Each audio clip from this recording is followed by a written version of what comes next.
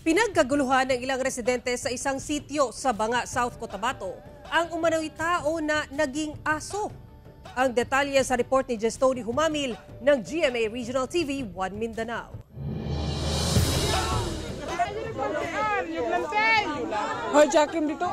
Pasado alas 6 Lunes ng gabi, April 8, kinilabutan ng ilang residente sa sitio Little Baguio sa barangay El Nonok sa bayan ng Banga, South Cotabato matapos umanong masaksihan ng isang taong nakasuot ng itim na damit nang bigla umano itong nagpalit ng anyo. Ari guys, na-trauma siya guys kay siya mismo nakita guys. Maraw!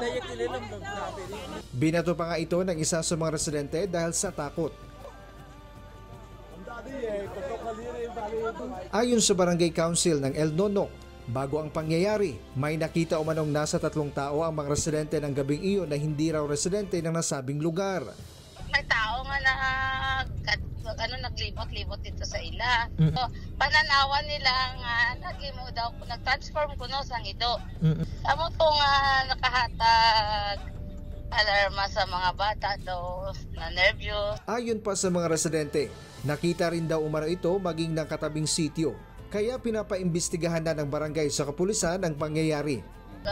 Bisita man pagka-following day, nabisita man ang aton nga PNP, kag nag-surveillance man, nag-imbestiga man sa mga natabo dito. Gilayon man nga nag-advise sa katawhan sa Central Little Baguio, subon man sa dere sa Purok nga mag-curfew sila para ma-protect na ng mga kabataan kag lalo na gid aton mga kababainhan. Sa ngayon, nasa maayos na ang sitwasyon ng nasabing sityo.